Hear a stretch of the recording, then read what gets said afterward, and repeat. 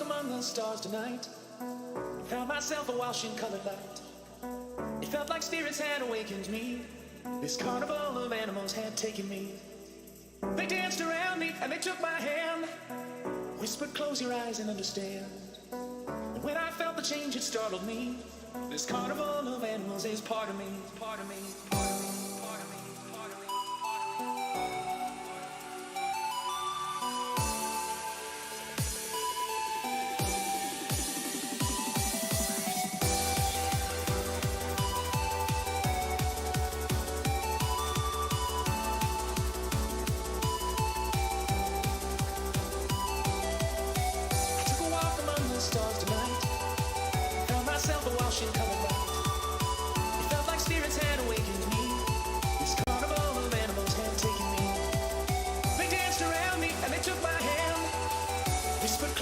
And understand.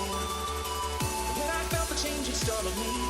This carnival of animals is part of me, part of me, part of me, part of me, part of me,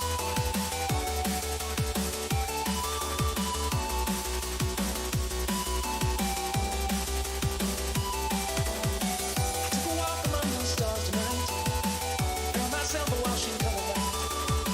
It felt like spirits had awakened me. This carnival of animals had taken me. Around me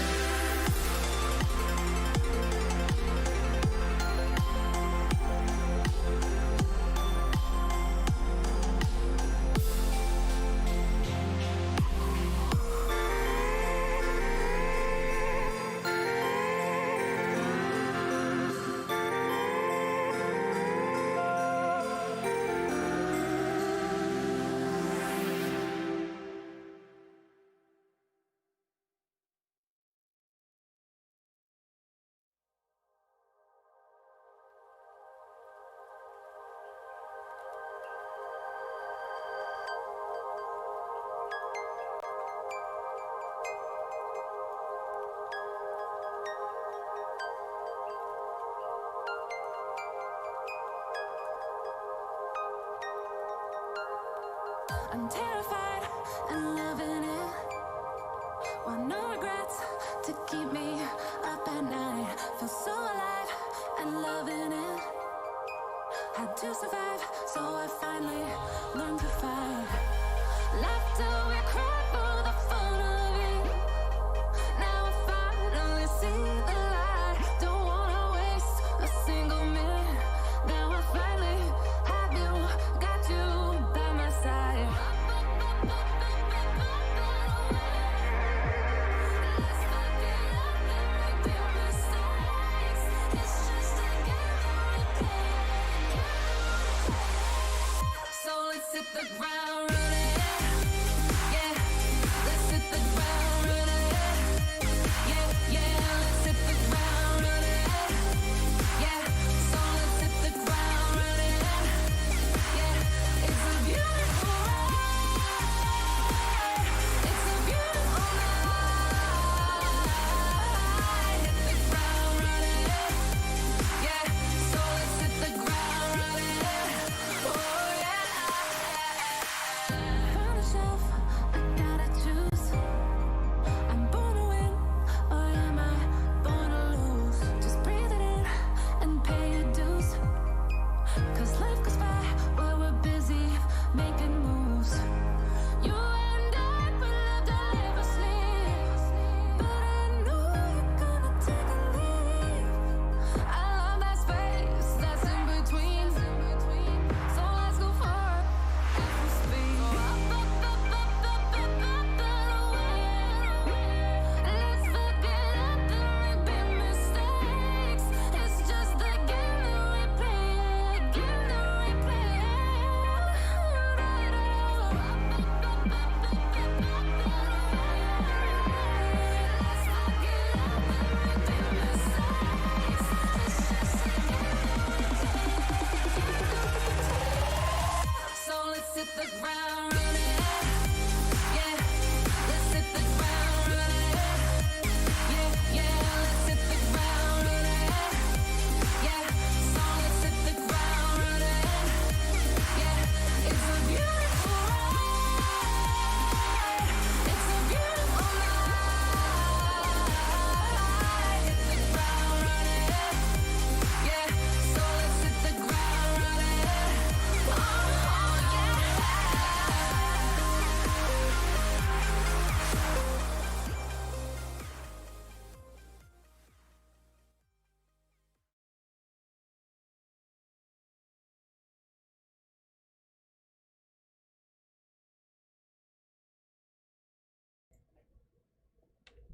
Hello. What's up, guys? Hello and welcome to a regular stream. Sorry, this is not Critical Builds episode 2. This is just a normal Pabz stream. We will be announcing a date for Critical Builds episode 2 very soon. But for right now, hi, it is I, Pabz, Peppermint Pabby Cakes, Huffle Pabz. God, so many names now. So many names. What's going on, guys? I see people in the chat right now. I am kind of in. I kind of moved my setup around a little bit, so things are a little strange. So it's very hard for me to see the chat. Let me move this a little bit. What's up, Handren, Steven, Z, the Ungawa, Zach, Mr. Galactic Toys. What's going on? Yeah, thank you guys for joining me tonight. Always thankful for you guys tuning in and stuff and hanging out with me on this very muggy Saturday evening. So anyway, hopefully you guys are having a good one. Hopefully you guys have had a great day. Things are looking quite bleak in real life, so let's keep it indoors and let's get started. So let's switch over to, so that my microphone isn't seen. Let's put this down a bit. There we go. Let's move on over to the main camera here. Okay. So I'll go ahead and get started here, and I'll give you guys an update on the 1/100 Woundwort resin kit by Stickler Studio, because that's kind of like the main thing I've been working on outside of streaming, just because I did say that I would only work on the RG whenever I'm on stream, so that is the case here. So yeah, so let's go ahead and do that. So here is the leg for the 1/100 Woundwort. So let's zoom in a little bit here. So obviously nothing is glued in, nothing is kind of permanent except like maybe these little bits right here. So those bits are not glued in. But yeah, I think this came out pretty well. It's still missing this bit right here, which is somewhere over there. So most of this, my spare bits and pieces that I'm not working on or have already been completed, like I've already completed working on, over there. So yeah, so there you go. So that's over there somewhere, but that doesn't want to stay on all the way, so I just kind of leave it over there so I don't lose it. But everything else is here, kind of. It's also, see, like nothing, nothing stuck together. It's also missing something in between here, which is also complete. But yeah, everything's pretty much done. I think the scribing on the leg right here, I think came out pretty well, considering this was a pain in the butt initially. This way, let's go this way. Yeah, there we go. Yeah. So nice 3-tone gray. So once I start getting into the photo etch parts, like there is some photo etch that goes in here, goes in here. There's a few that goes in between here. That'll give us a little bit more color, a little bit more vibrance, because right now it is kind of, very almost white, which is no fun. And obviously once we have the decals and stuff, the decals will also break this massive slab of white up, and yeah, that should help. And then if you want to look in there, there's some yellow and some dark gray, and yeah, again, that'll break this up. And then the thing that fell out was this little guy, and that's also like a nice yellow, and it looks black, but it is actually dark gray. I never ever use full black for anything really. So there you go. And then you've got the two little details. Can I zoom in anymore? I cannot. Let's I should have switched this to manual focus, honestly. There you go. So the two little bits right here. So there's one bit right here and then another bit right there. And those are actually separate pieces that I obviously painted and then masked and then painted the red and the yellow. So yeah, I think this came out pretty well. Obviously this is the Woundwort's largest, like the two largest pieces on the Woundwort, minus the weapon, like the big massive weapon thing. I can't remember the name of it right now. But yeah, just been working at it, just kind of been going, kind of almost in not autopilot, but just kind of been working through it. So at this point, I want to say every main body part has been painted, right? Yeah, every main part has been painted now. There is nothing on the main body that needs like a base coat, a base color of anything. Everything's done.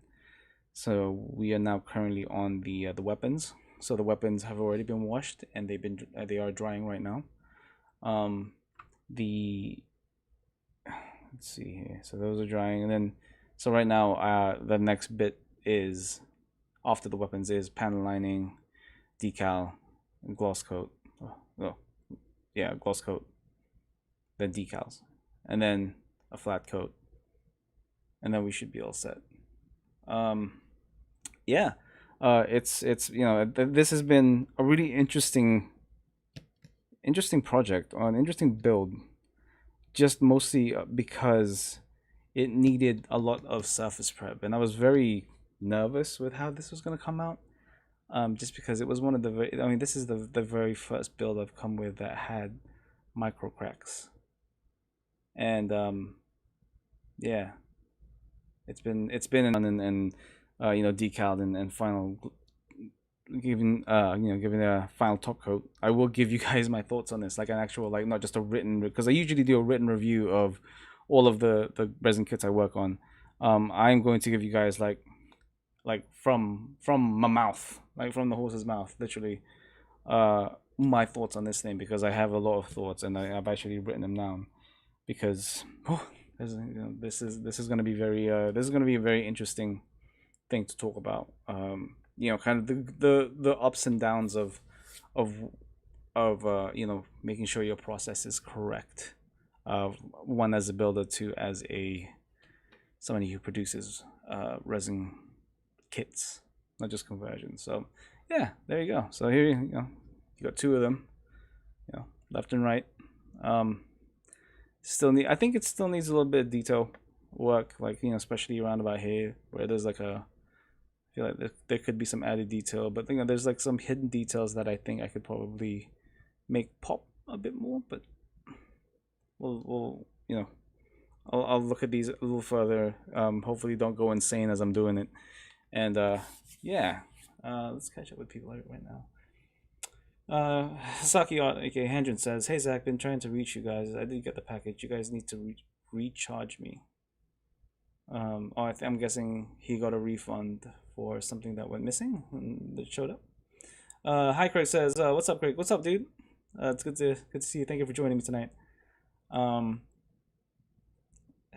Let's see here. So Hendren's talking about package. Manny aka MacDio says, "Noise, what's up everyone? Hello, Chris Pabz. Hey Manny, what's up, dude? Hope we're having a good evening over there in the East Coast." And then he tells me to put it together. I will. So yeah, that's another thing.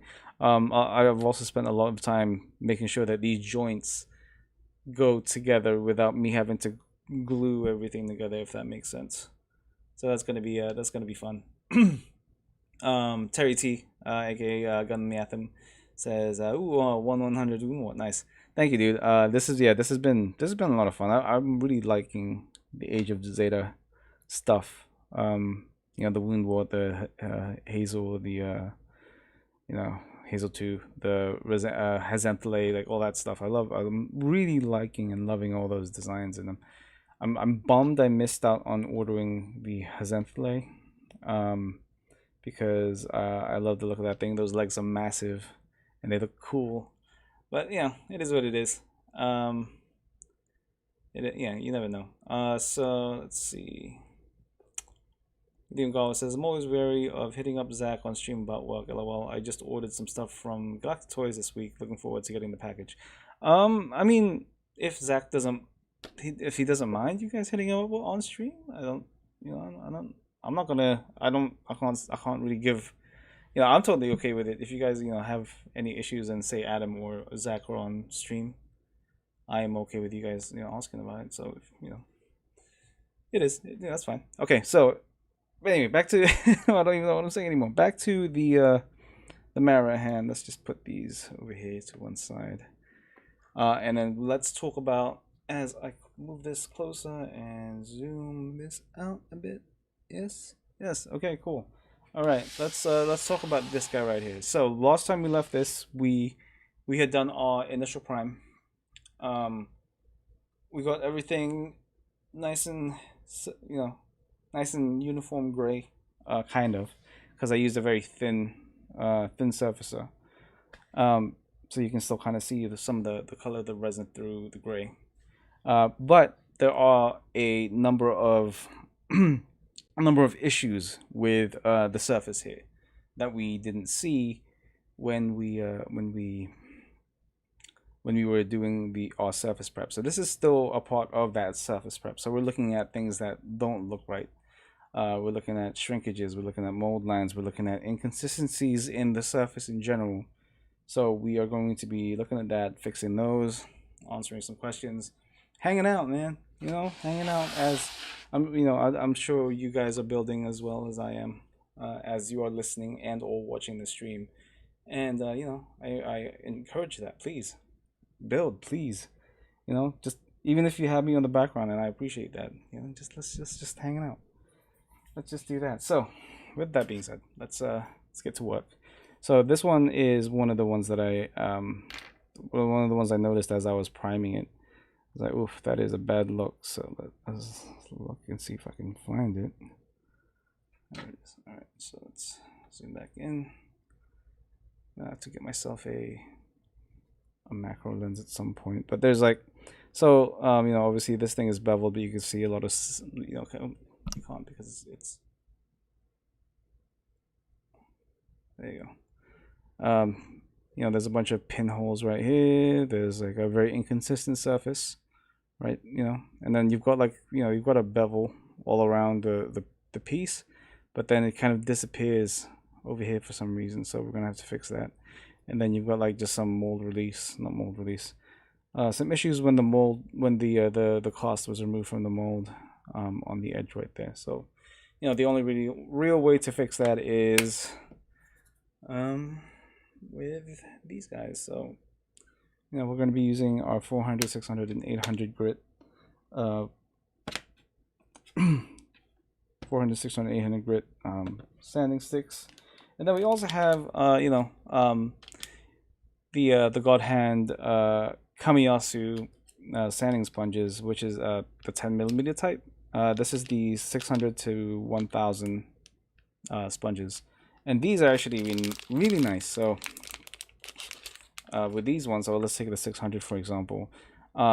They are obviously sponges, so obviously they are soft. They do still have a give to them. If we'll focus on more than just the background. There you go. Yeah, so they have a little bit of give, but they also have, like, this is specifically the 10mm ones. They have they're very rigid. Obviously they're not as rigid as acrylic sanding sticks. However, like, they're actually pretty good for edges, just because they're not as harsh, and they're pretty rigid, and it's pretty good for hand fatigue. So let's give this a try for once, so, because we're good. We like trying new things out. So let's go ahead and just fix a couple of these inconsistencies all over the surface of this thing. Because so what I'm doing here is, since this part is missing the bevel, I'm actually trying to add that bevel back.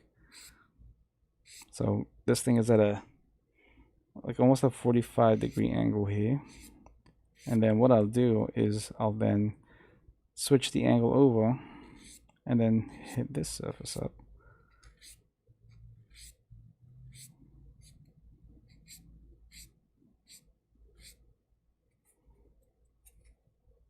And that will, actually I might have to use the acrylic sanding stick for this one, because I need a longer thing.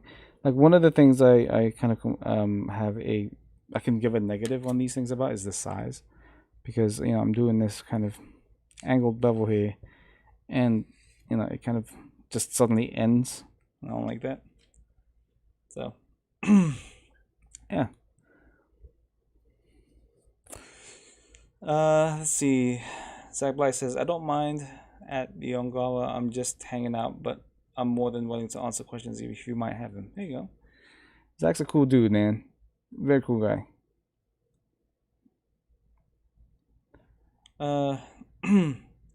Julio Aponte, aka Clippin' Nubs, says, friends, journeyman, how fare thee? And then it says, didn't I just watch a video of this? No, you didn't. What the fuck are you talking about? You didn't watch nothing. You didn't watch anything, right? And then you've got, like, a couple of mold issues right here. So let's go ahead and let's get rid of that. And then let's add that bevel back in too. Wow, that sounds great. I'm sure it sounds great for you guys too.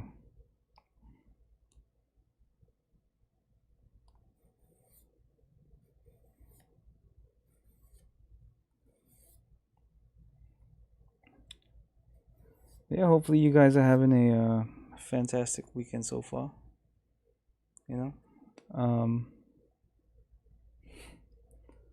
Hopefully you guys are enjoying yourselves. I've had a pretty interesting Saturday, kind of.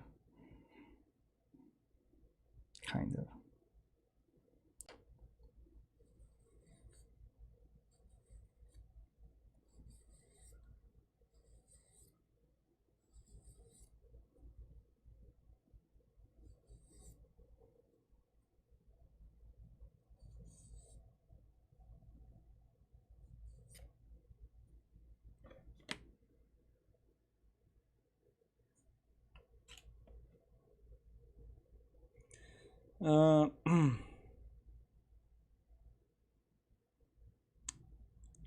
let's see. What did you guys talking about? Bro Build, aka Brian says, "Easy there, Julio. This is much slower." So for those that don't know what they're talking about, I am working with Gunpla Network, and I'm doing reviews of a lot of God hand tools. So the Gunpla Network just released a video of me reviewing these God hand sanding sponges. And yeah, if you guys have not checked it out, check it out. It's a pretty straightforward review talking about what they are, how they are, what they do, how they do. And yeah, so if you guys have time, about 7 minutes or 8 minutes or so, check it out. Let's see. Then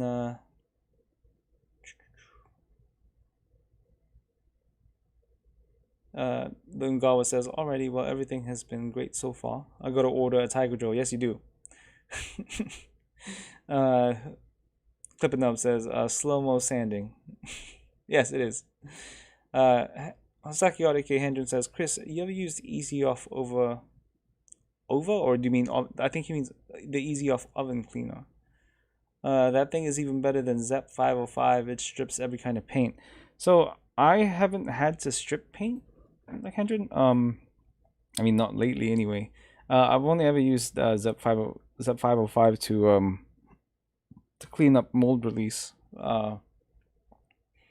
Mostly. I've also been using it lately to clean up resin prints, 3D resin prints like this guy right here. So this I used Zep 505 to clean this guy up, and then once that's done, you kind of go through the process of it. I put it in Zep 505, and then I put that container into a ultrasonic cleaner full of water, and then I run that for about 5 minutes. Then I take that container out, leave it to soak for a couple of hours, and then I put it in the ultrasonic cleaner again, but this time without the 505, and then run that for about 5 minutes, and then I let them dry, and then I cure them using the sun. So yeah, this is another use for Zep 505 for me, but yeah, I've not used Easy Off oven cleaner. That's a new thing for me, man. Thank you for the tip, though. I'll definitely check it out if I have to strip paint.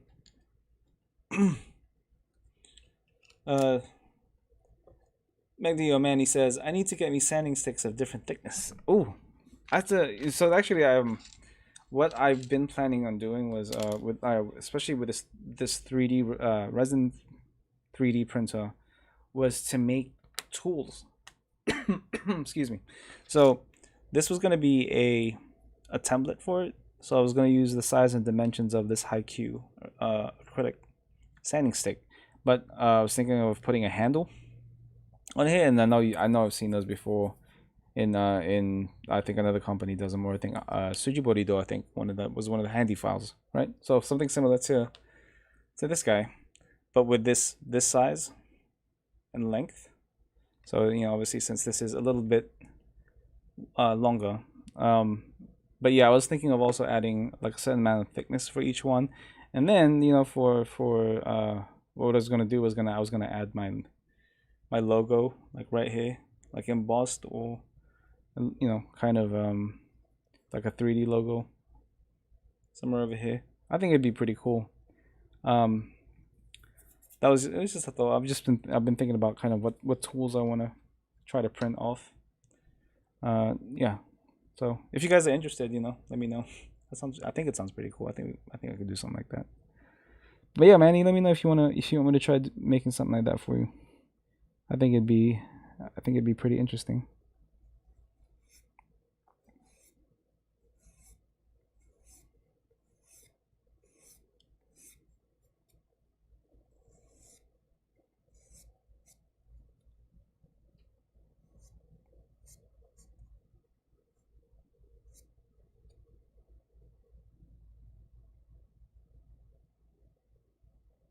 Okay, I think we are almost set.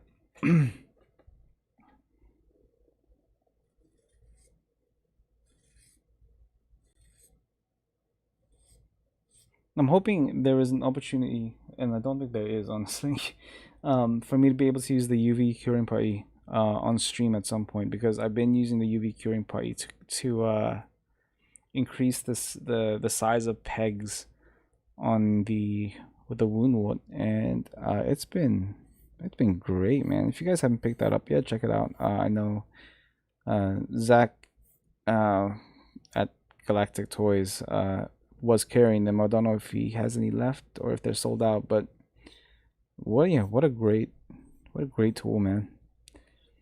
Like, if you guys are short on time, you can't wait for super glue to kind of do its job, for it to cure.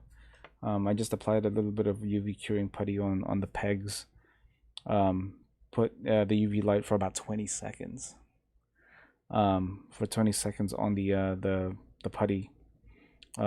Made it rock solid, and then I just sanded it down, until it was the right diameter. And yeah, now pretty much all of the Woundworts, like for example, on the leg here, this thing is rock solid. Like, see, you can actually see a little bit of the putty on there, and that goes on. That's that's not going anywhere. That's not going to fall off or anything like that. Yeah, so it's a shame. I just saw Zach say they're currently sold out, but he says he's restocking it, so hopefully you guys will get it back soon, because I really like that putty. It's really good.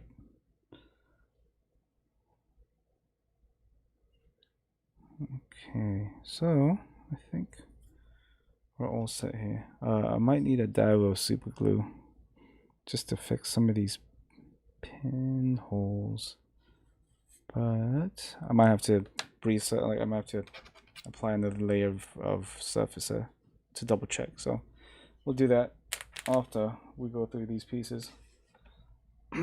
Here's a kind of a big one that has a ton of issues, especially at the bottom here. I kind of wish this thing would stay.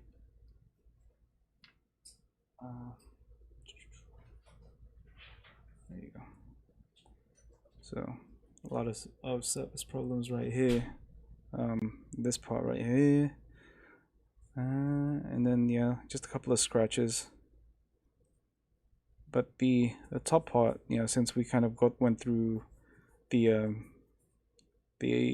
trouble of sanding, like, most of this part of the surface looks perfectly fine. If I was on screen, there you go. So cool. Yeah, so let's go ahead and do this one, starting with how bad is the damage here? 400. I mean, this part isn't even straight. Like, man.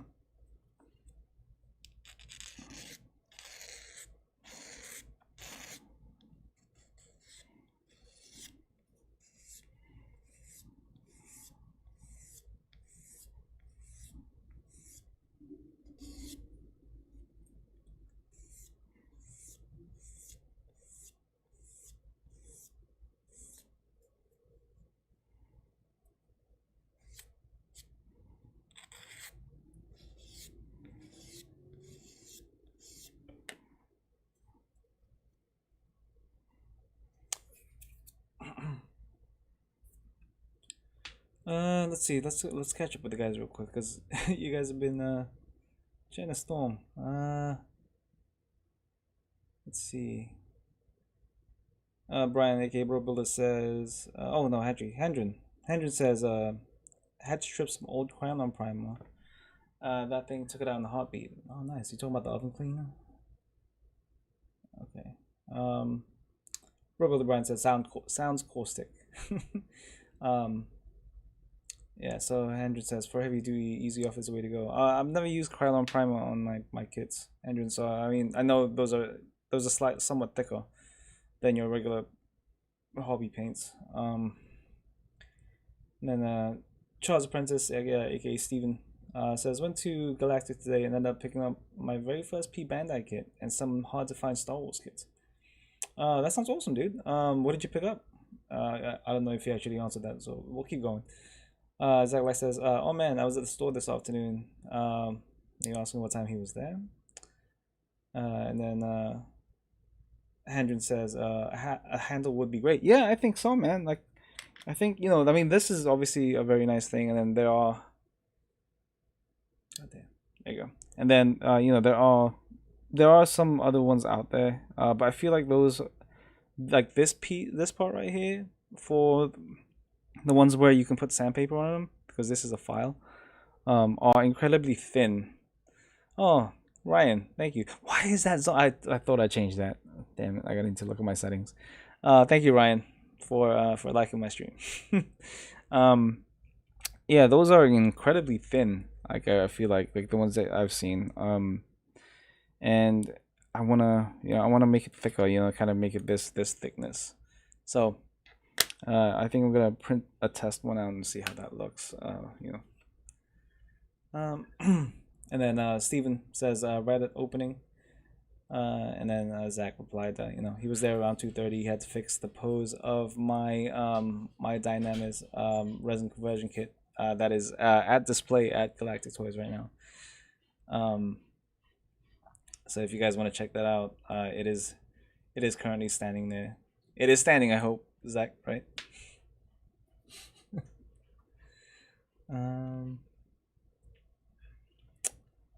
Yeah, Steven says, I saw it leaning back quite a bit. Maybe he had a rough Friday night. Yeah, it was doing a very Bonds and Noble display kind of thing, at least from what Zach has told me. I know he fixed it today though, so hopefully it's looking a little better next time you're there. And then Zach says, one of the employees at the store put it up on display. He was scared of breaking it, so didn't want to pose it for fear of breaking it. Yeah. And then Stephen Charles Apprentice says, I would be too. It's so pretty. Thank you, guys. I haven't seen that Dynamis in a while, like in person. So I don't know what kind of, I don't know the state that it's in. Whether it was kind of, I know there's some scratches on it. With the photos Zach sent me earlier today. And I mean, you know, thank you. I really liked working on that thing. It was a lot of fun. So if you guys ever have the opportunity of picking up the Dynamis with the Stickler Studio resin conversion kit, check it out. It's great. It was a ton of fun to build, a ton of fun to put together. Overall, just a great good kit. However, saying that, they did what is it? I'm trying to remember who the company was. Damn it. There was a new I think it's Fortune Meow. Fortune Meow did just release their version of the Master Grade Dynamis, and that thing looks pretty beefy. So again, if you guys wanna, you know, give resin kits a try, it does look pretty slick.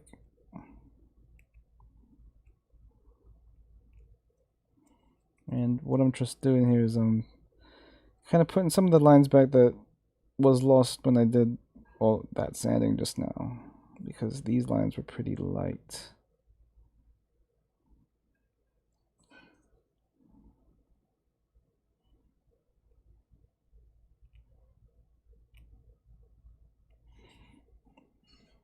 Alright. Looks pretty good, but there's still like a really rough area right here, so this is a good spot to use these guys because it's slightly thinner.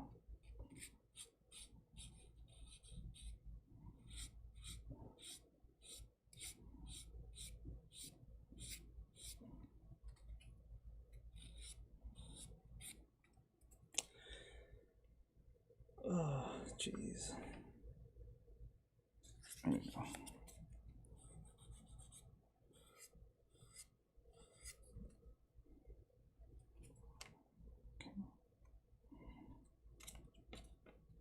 again, since these are so rigid, you know, they're really good for flat surfaces. Look at this. I would not do this with a regular sanding sponge, like you know, one of these, like this thing, because obviously this is supposed to be very flexible. But this thing is actually quite rigid, which isn't bad. Oh.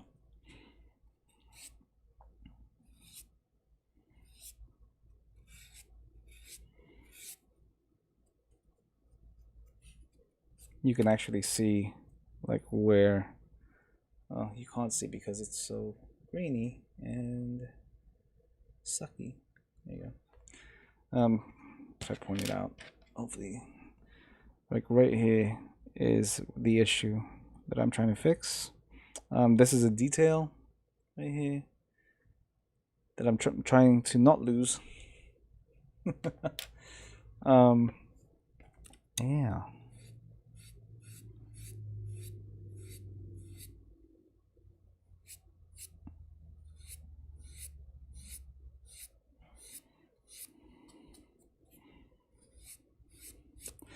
Let's see.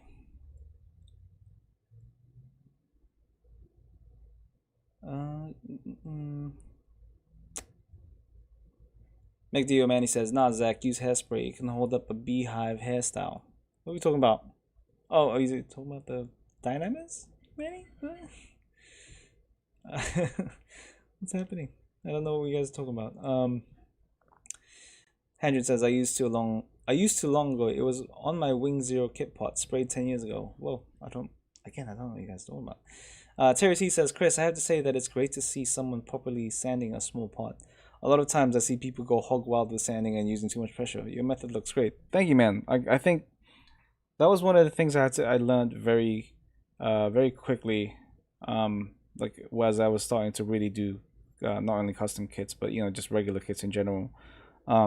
You know, kind of sanding in one direction, you know, light pressure, letting the sandpaper do the work for me. And you know, kind of being as accurate as possible, following through with that line, because a lot of people, you know, kind of do the back and forth thing and not realizing that going back and forth means you are also changing the angle somewhat, and nobody, you know, you don't notice that until you start realizing when you're doing like the beveling on a piece that, oh, you're actually doing it, they're two different angles as you're going along. And yeah, that's a tough thing to kind of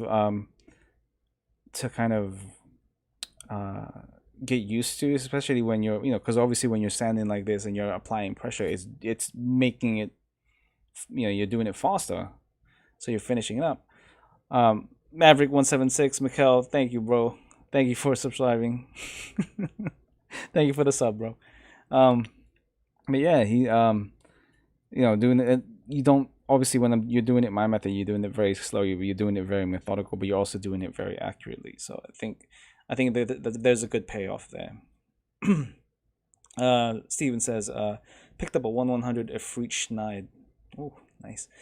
Star Wars Scout Trooper with speeder bike and R2D2 rocket booster version. Okay.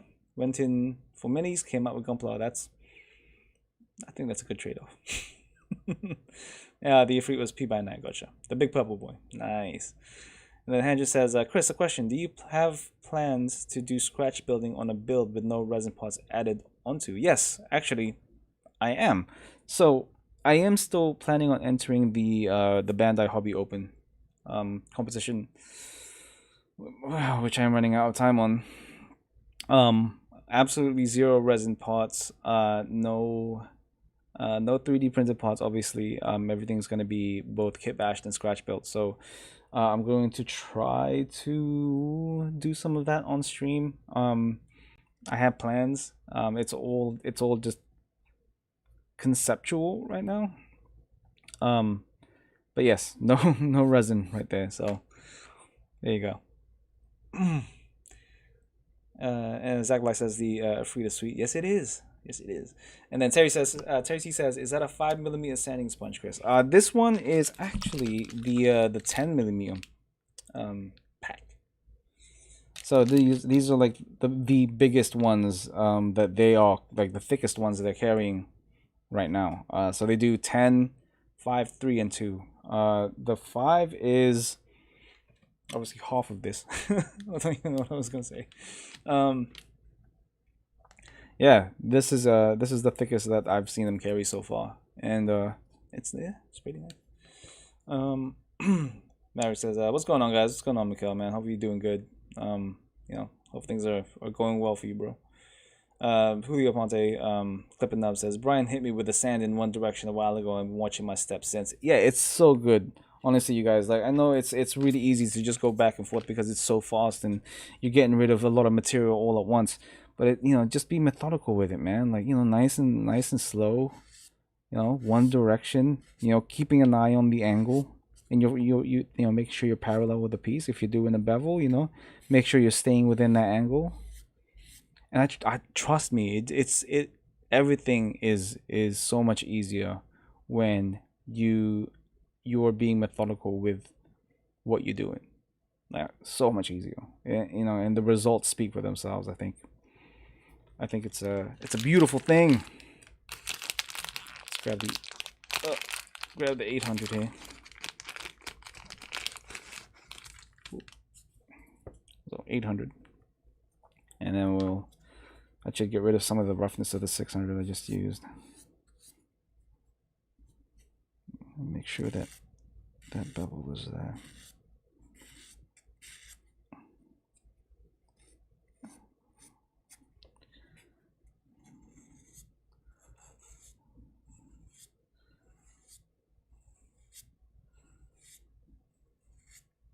Make sure I'm actually in focus.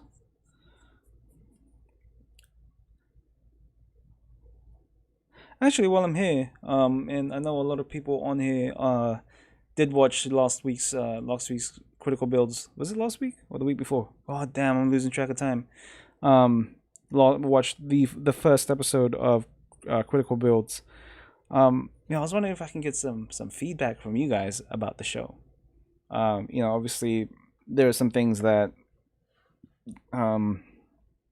you guys think we could have done better or didn't touch up on enough. So if you guys could give me some feedback, I think that'd be cool. We can let's talk about it. Let's have a discussion. While I'm doing this very tedious and long-winded work of looking for issues in my in this kit. Because I think it went well on Saturday. Whether it was last Saturday or 2 Saturdays ago, I don't really know. I think it went well, and the reason why I went back and forth here is because it's in the middle piece, and that since I'm here already, it doesn't go back and forth. But I think it went well, and but obviously it's never going to be, and it was never going to be perfect, and it's definitely far from it. But I want it to be as close to as close to it as possible, where people understand what the show is, people understand what we're doing, people understand that it's not a bad thing to receive criticism. So I want to kind of I want to get some feedback from it and see if there's anything we can implement or kind of cut back on that you guys didn't like particularly, or something that we didn't really touch upon in more detail that we should have, stuff like that. That would be really cool. So yeah. Julio Ponce says, watch your elbows. Yes. So that's really more for cutting stuff up with with a hobby saw. Julio. God. Everybody's saying hello to everybody. And then Zach said it was last weekend. Thank you, Zach. Yes. I'm losing track of time, but Sakio aka Hendren says, I already gave my feedback last episode. On the episode though. On the episode. Right. Dion says, I thought the show was good, trying to think of something more critical to say. I get it. I got you. Manny McDeer says, what happened to the chat? It didn't save when you loaded the video last week. Check again. Manny, if you reload the video again, the chat should show up. So for some reason, it took a very long time for the chat to process. So the video was processed. You guys could watch the replay, but you couldn't watch the chat. But once it finished processing Sunday evening. And yeah, everything should be good to go there now. So if you want to check that out, you can see the chat. Julio says there was one fat dude on it who kept talking doo doo. First of all, I am very offended that you would call me fat. I've been watching my weight for a while now. All right, buddy, I can't believe you'd say that. Then Steven says, I thought it was great. I think it would be helpful if you guys judge people's work on a specific list of categories rather than just random comments. Might bring some structure to the show. I think that's a good idea. So the plan was to kind of maybe do a theme per show at some point, like random shows or random episodes. We would do a theme. So like one would be completely focused on minis. So you would have people like Julio and everybody who does minis who has more experience in minis than I am, and there'd be a show based specifically on Star Wars kits. So you have people like Brian on there, and people, again, Julio does everything. God damn it. And yeah, I think we would do like different themes, so I think that would kind of fall within that, right? Maybe we could do like a kit bash special. We can do a resin special. We can do even like a snap fit special, I guess.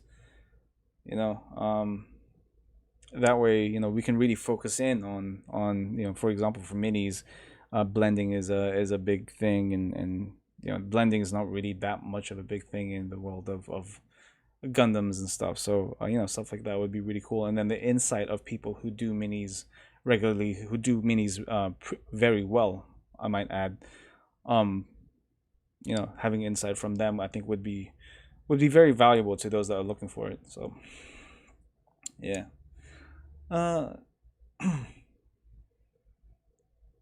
Let's see here. Let's see.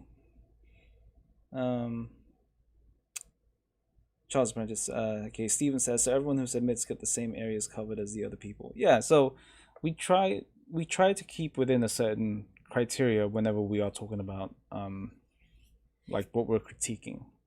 There's we treat it like as if we were judges on a competition and we are looking at these. But it's not a competition, but we are treating it as such, where we have to look at it with a critical eye of somebody in the competition and is judging. Look, pretty much all of us on that show currently have judged competitions at some point, like whether it be an IPMS or SCGMC, GBWC. I think some of us have. But yeah. Let's see.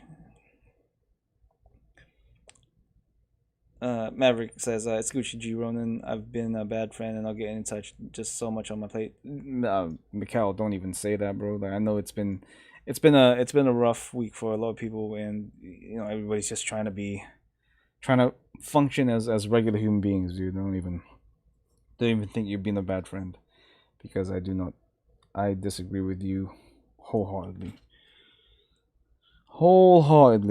Disagree. And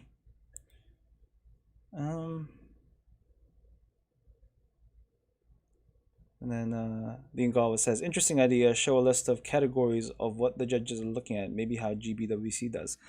Yeah. So I think that's like maybe on the second episode we can talk about kind of the things that judges look for in builds.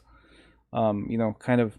Now it's different for every kind of competition, or every kind of every type of competition. It is different, so it's hard to kind of peg what it is that is the factor in which you are judged for more in a competition, because it's different for each one. But I mean, we can talk about the criteria, or we can talk about um, kind of the process. And actually, I know he's in there because I saw him. I saw him talking a little bit ago. Mr. Freddy was wrong. Freddy, who is a part of those Gundam guys, who hosts SCGMC. They have a very specific kind of set rules of what it is they are looking for, um what it is they judge builds for whenever you are judging for them. So, I think it'd be interesting to have someone like Freddie on the show to talk about stuff like that.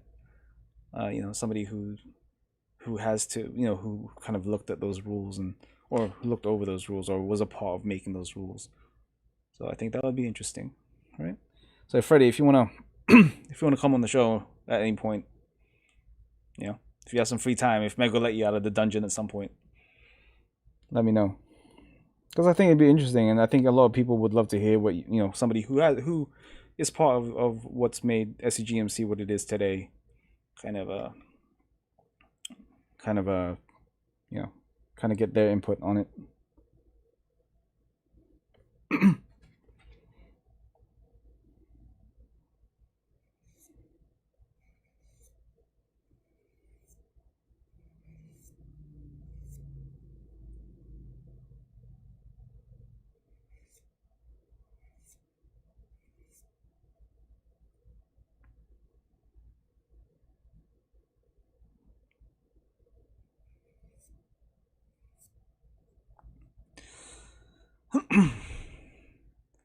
Let's see. Oh gosh, I think I might have to scroll up. You guys are making me move my mouse.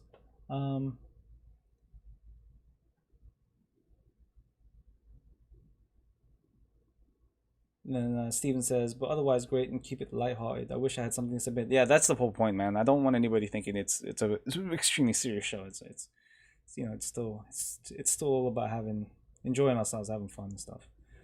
Julio Ponte says, I think the GBWC criteria for judging is good. Yeah, I agree. Typhura says there should be a Julio. I was about to call you Julio. Julio doo stamp of approval. Oh man, I mean, he just has to say it. I mean, I'll even make him a logo if he wants to. Mikhail says the show would be interesting. Is if everyone had 2 to 3 minutes per person to judge, then an end score. I think putting a score to it would be. I don't think that would go well with the format of the show, because we're talking about critiquing in the sense that we were supposed to help kind of inspire, well, not inspire, but kind of help people move their, kind of level up their stuff. If we give it a score, like, I think that would be a level or a bar that's been set for what they currently have, and that might not necessarily be a good thing, if that makes sense. I don't know.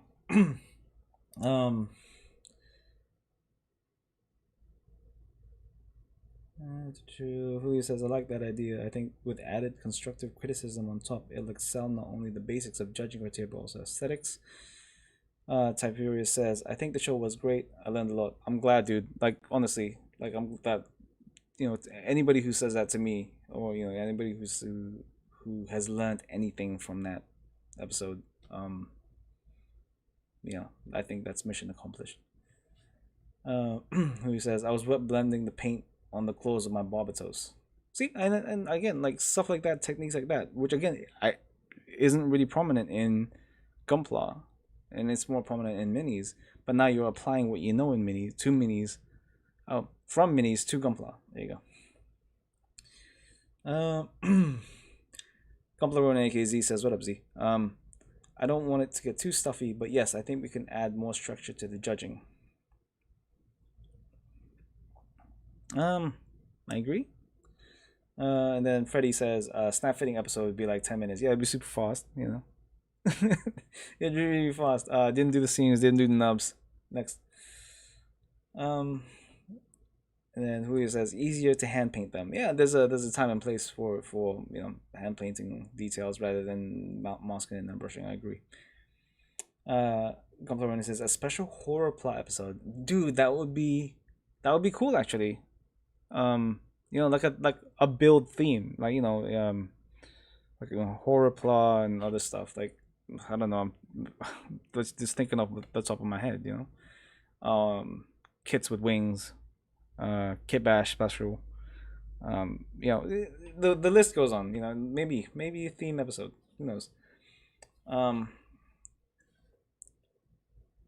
and then Saki Artige 100 says, Mikhail has a good point. If you guys give a score each before the live stream, then on the stream, each one that you give the reason for the score he gave.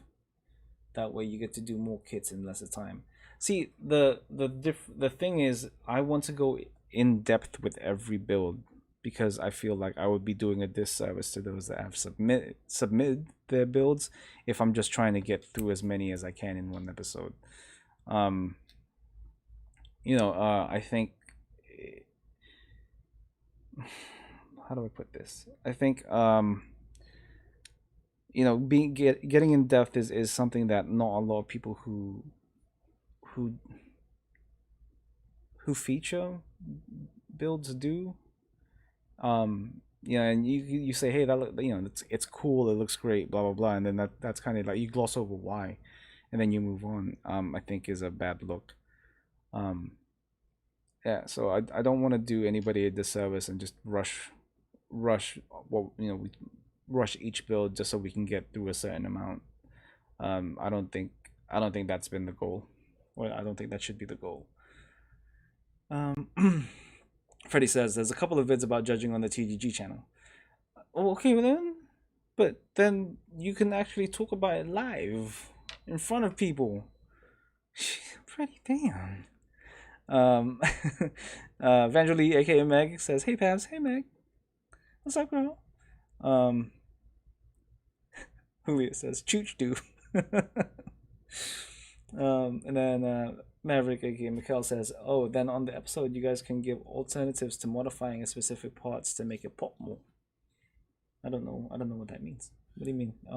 Then on the episode, you guys can give alternatives to modifying a specific part to make it pop more. Like, are you talking about like your build or just anybody's build? I mean, because I thought that's what we were doing. Like, for example, we talk about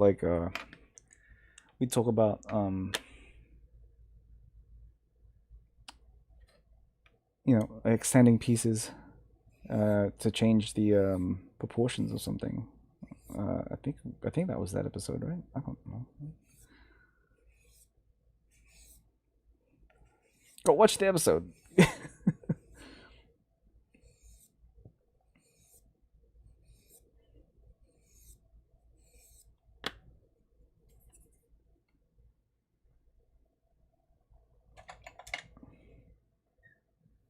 Oh, anyone's build can give alternatives to moddings, man. Oh no, you're good, Mikhail. I get what you're saying. Like, I thought that's what we were doing. We were talking about like specific parts to help, kind of make a piece pop more. Like maybe it's not doesn't necessarily have to be paint. It could be the way it's presented. So like that. And look at all these.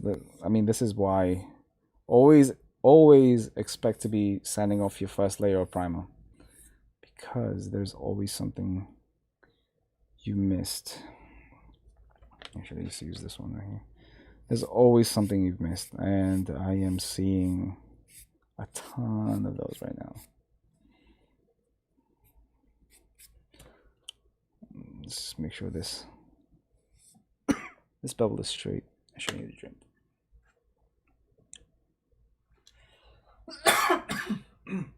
Excuse me.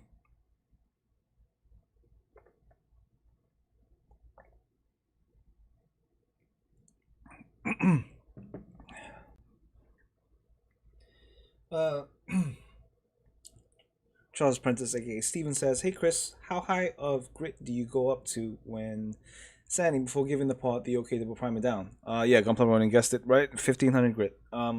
So my usual is 400, 600, 800, 1000, 1500. Unless it is a clear piece, then it is 600, 800, 1000, 1500, 2000, 2500, 4000 usually to polish. Now with if you have the god hand stuff like the what do you call it, the kamiyasu sponges, you can go from 120 all the way up to 10,000, but you don't have to do that. You can just go from roughly around about 600 to 800 all the way up to 10,000 for those clay pieces. And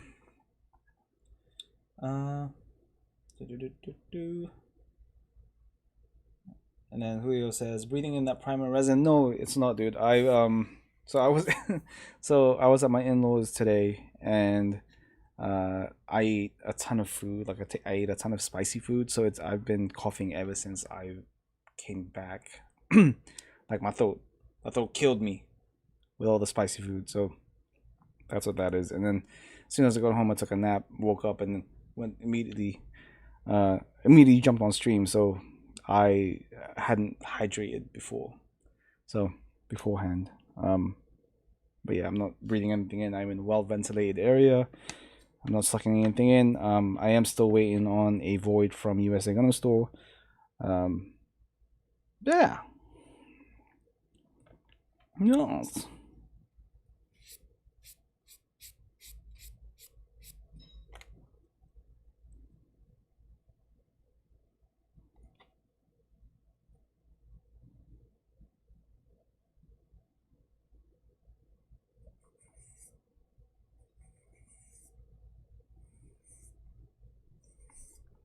You guys want to know the most important part of my my sanding technique? So this is, make sure this is. You gotta have the pinky up like this when you sand. It's pointing in the direction that you're going. Look, boom! I'm going that way. I bet.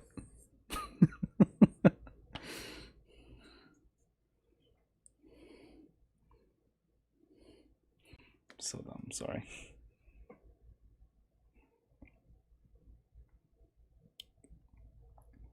I apologize for my stupidity.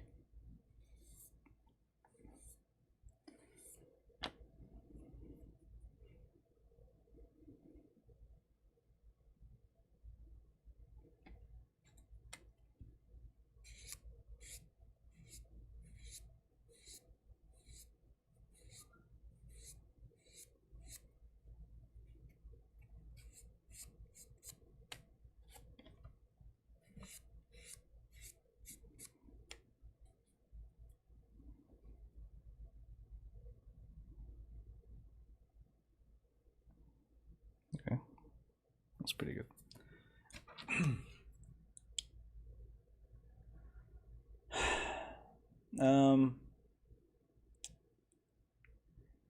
Mikkel, aka Maverick, says, Chris, are those sanding sponges good for wet sanding? Yes, 100%, absolutely.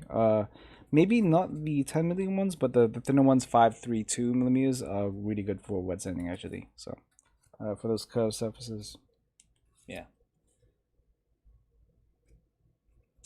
Gunpla Ronin AZ says, oh, I got a void, Pabz. Yes, I know you do. It's where all my projects go after I start them. Bet, son. Oh, actually, look at that. Julio says bet. And then Charles Burns, like Steve says, Chris, honest opinion, is the void a worthy investment, or is it one of those items where you have the money, get it, otherwise save your money? Dude, that's a pretty tough question to answer, because it's based on the individual, honestly. For some, it will be a worthwhile investment because you're working with a lot of hazardous material, and it's really helpful in the sense that you're helping save your lungs, especially if there's resin dust everywhere or there's particulates everywhere. It's helpful in that sense.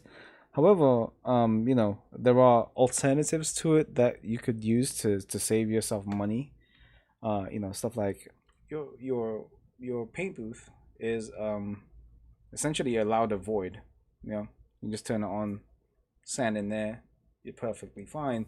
You could also have a diversion tube, like a separate tubes that doesn't just go out the window, but like you can have it kind of sitting in front of you, connect to your fan, and then go out the window. So I mean, you could, there's alternatives. There's cheaper alternatives for sure. It's just it's for the Void is made specifically for that stuff. I mean, it is very quiet.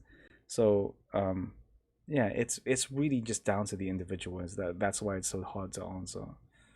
So if you work with a lot of resin, I think it's worth it. And if you don't really want to bother with having to find a way to have another tube going from your spray booth to in front of you that goes all the way to your window. So it's hard, man. I don't know. And then Julio, aka Clinton, says, "I hear it's fire. I'd love to use one since I live in an apartment." Yeah, see, everybody's situation is different. Somebody might not have an access to easy access to a window, so the Void is a really good way of keeping those dust particles away from you as you're sanding. But there's also an alternative. You could just wet sand, but then again, you don't want to necessarily wet sand the flat surface because it's hard to keep things flat without having some kind of acrylic, not acrylic, but a solid stick. So I don't know. Couple of Ronegers, he says, same Julio, that's why I got it. And then Julio says, need to look into one. You need to look into getting your 3D printer first. R4 aka Andrew says, hey all, what's up Andrew? Haven't seen you in a while. And Diongalo says, do you have a Void or are you buying one? So if you're talking to me, I am waiting for one. And if you're talking to Z, he has one. He hasn't used it. He hasn't even opened it. I hate Z. Why you all do this? But yeah, so I'm currently waiting for one. All right.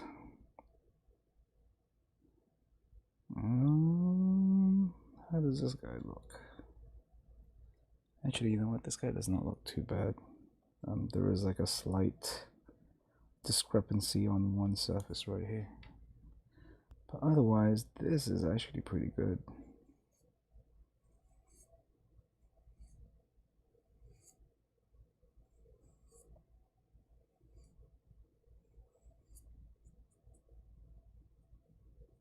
Oddly enough, it's actually fighting me. A little bit of fight.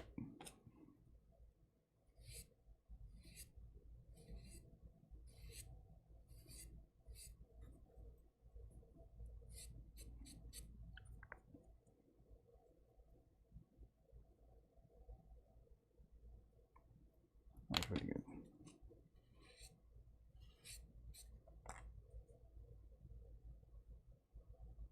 Find the shot. Okay, good. No.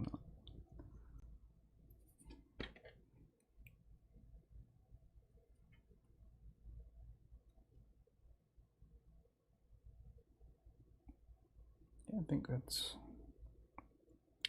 pretty good.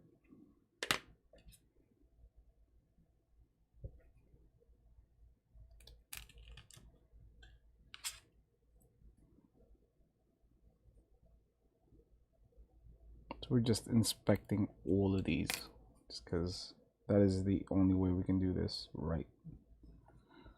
So what we'll do with this one is there's a bit of excess resin on the it's hard to see, but it's on the edge right here. So we're gonna go ahead and remove that with a hobby knife, and that way that'll help it sit a little flusher to the piece once we get to that point. And then what that excess has done right here on this surface is caused a little bit of a lip. So what we'll do with that, since we need to be a little bit more cautious, is use a ceramic scraper here, and then just kind of lightly remove that lip, lightly remove that level.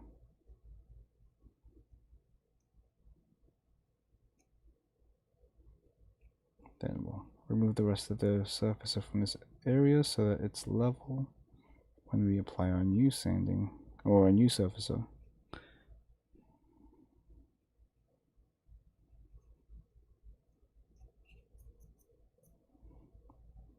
And yeah, there you go.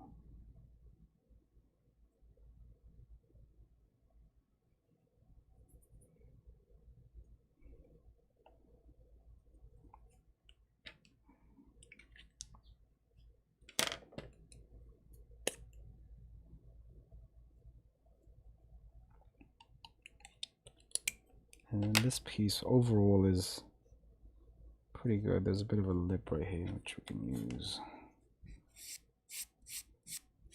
this guy to make sure that that is nice and even. Then after I do this piece, I'll catch up with you guys in the chat because it seems like you guys are having a bit of fun over there about something.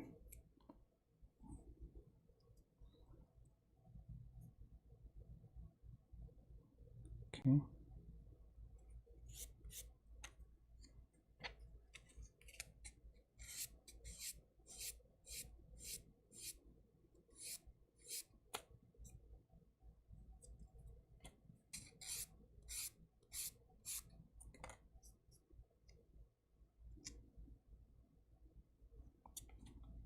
This is essentially what I do for every kit I make, like whether it's the Woundwort or it's if it's the if it's an official kit, if it's a resin kit, if anything, dude. Like if I'm not doing it like this, then I don't think I'm doing it right. Because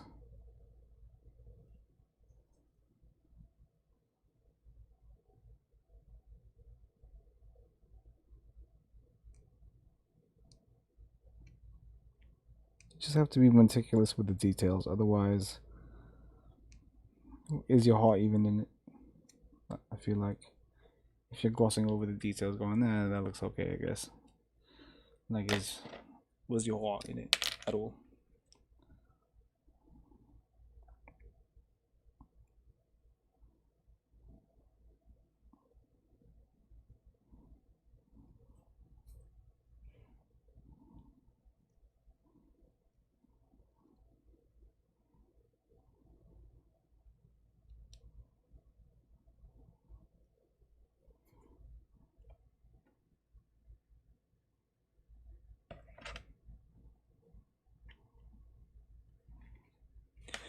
All right, let's catch up real quick. Oh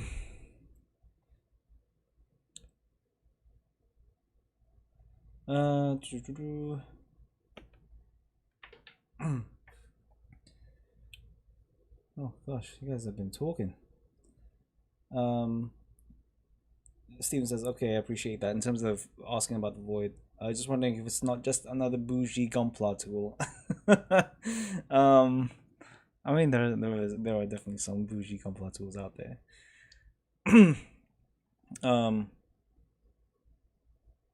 I was thinking about it, but they are sold out last I checked. Yeah, you guys will have to look and see if USA Gun Store has them in stock. I haven't seen any in a while. Steve, so Gunpla Runner says, Steve, I feel like it's a bougie buy, to be honest. And then Julio says, they're all bougie tools. All you need is a pair of nail clippers. I don't know about that. Gunpla Runner says, pricey for what it does. I mean, again, it's down to who buys it, right? And then Freddie says, I wonder how beneficial the void would be for asthmatics. Actually, Meg is the one saying that. I feel like it's beneficial just because it's not going, the dust isn't going in your face, whether it's resin or plastic, right? I mean, I guess plastic can also irritate your lungs. Any dust can irritate your lungs. So I guess it's beneficial. So if I know Meg and both you and Freddie work on epoxy putty on a regular basis, sanding that stuff down. So I think it would be beneficial if you had something that would divert that stuff away from you. Charles Princess says, okay, Steve, I just twist and push my parts off the sprues. Oh, gross, dude, don't do that, please. Julio Ponce says, just cracked open the bags for the GLs. Parts. God. Oh gosh. And then Julio says, "Oh, that's barbaric. A tool separates animal from man." Yeah, no, that's he's not wrong. Charles Apprentice says, "You got the perfect pack, Chooch." He's talking about the GLs. No, he's got the Bill Divers one. He says. And then Charles Apprentice says, "Oh, I thought you were making fun with the name." Oh, he is. He is. Um, Let's see here. Gunpla says, "All right, guys, just saw the bat signal. The city needs me. I'll be back later if I can." Leo, bro, please be safe out there. Everybody saying bye, Z. And then Julio says, "I wish I had another week with my Bob." I mean, you could. Why not? You know, you could always just add more now. I mean, you've already submitted it, right? So now you can just add more. And then Gunpla says, "You do, Julio." What? Brian says, "Nosy, you do, Julio." Yeah, I'm not doing Julio. You do Julio, man. All right, that was your idea. We're not touching Julio like that. Oh my goodness. Anyway, all right, let's.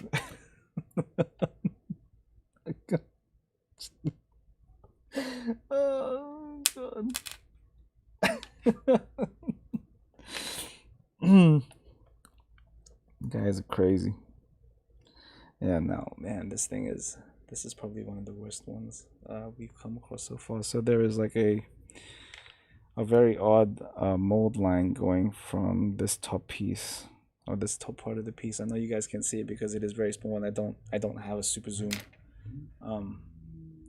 because I'm using a Lumix Panasonic. So if I can get it close enough, you guys might be able to see the reflection of maybe some of the light shadows. You can kind of see it right there. Yeah, there you go. That is not part of any kind of detail.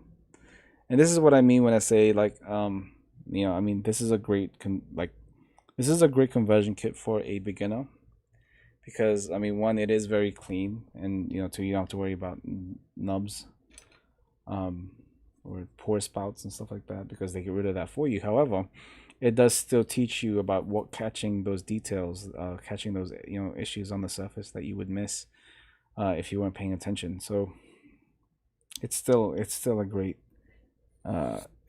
conversion kit for beginners because it has stuff like this on it, and it helps catch some of this stuff for larger kits in the future. I know a lot of you are looking at that Ujao Land Heine, like, I want that to be my first resin conversion kit. Let's do it. But you know this, stuff like this can really help. Make that high new conversion, the absolute best that you could make it because you went through kits like this one, and perfected your craft first before you went up to that next level.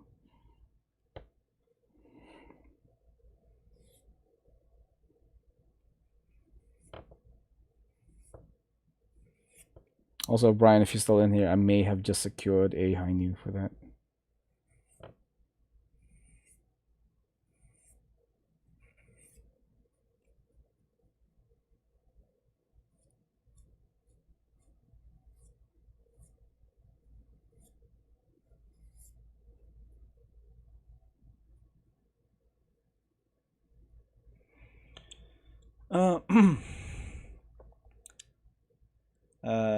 Let's see.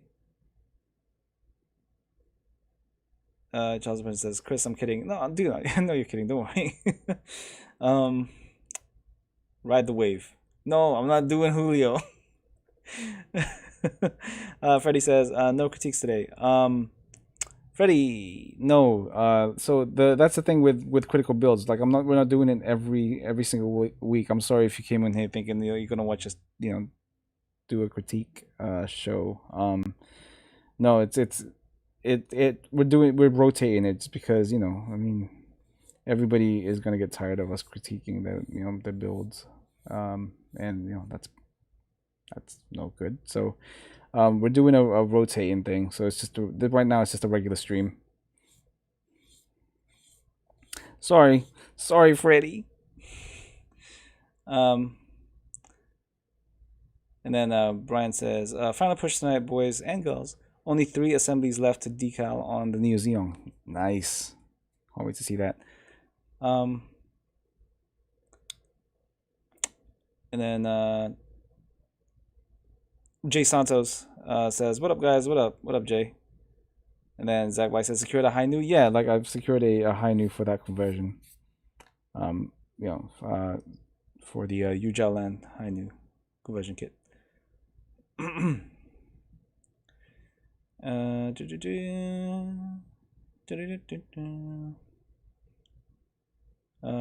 then Bro Builder says, "May have secured a what? A high new VKA Ka Katoki."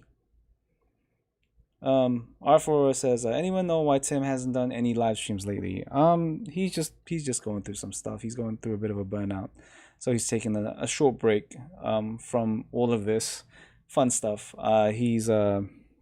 Yeah, so he'll be back soon. You know, just keep an eye out for those that are subscribed to him. If you're not, you know, subscribe to Child of Mecha, buy Mecha decals, stuff like that. Yeah. So Charles Apprentice says, "Okay, serious question. What is the proper tool to cut photo etch parts out?"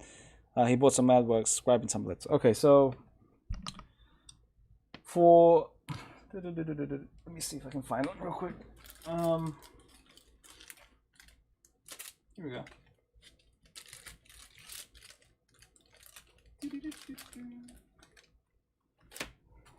All right, so here is some AW scribing templates. You can see some of these have actually been cut out already. So what I use is let me just get this out. Come on. Oop, there you go. All right, cool. So here's a AW10. What I use is exactly what Zach says, just a regular hobby knife. More specifically, I would recommend using an angled knife like this one, just because it's easier to access those little knobs. So what I do is, let's just move these out of the way real quick. You know, have it flat on. Oh, you know, that would be really helpful if you could see my surface. Oh, why did you move? Stop moving. Okay, cool. So what you have is make sure it's flat on the surface. For a lot of people, some people have it kind of backwards, so the back is facing you. Honestly, it doesn't really matter. Some photo etch parts have the clear film on top, so that's why people do the bottom part. And then what you do is you essentially just take the nub, get kind of close to the piece, but not all the way close because you don't want to nick the piece, and then just apply pressure.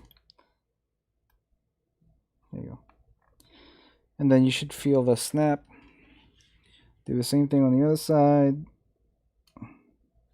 Just hold the piece in, do a snap, and then there you go.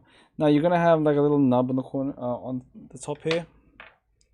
So what you have to do is you'll have to sand that down. Just get yourself like a high grit, and usually these nubs are in like spots that you're not going to be needing things to be accurate, but you know, just do a quick pause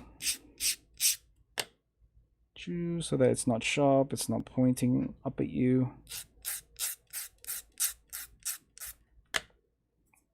And there you go. That's pretty much it. Nice and simple. You know, again, you don't have to worry about the edge here for anything, so it doesn't have to be, you don't have to be too clean with it. But if you want to, you could be as absolutely clean with it as you want to be. But yeah, it's as simple as that. Just use a hobby knife, apply pressure, make sure the surface is flat. If you want to be fancy, you know, you can get yourself a gloss cutting mat. I know God Hand sells those. And then you can use that so that way it's not like you're not applying too much pressure to a soft hobby mat. But yeah, that's about it. So hopefully that helps a little bit. So back to this.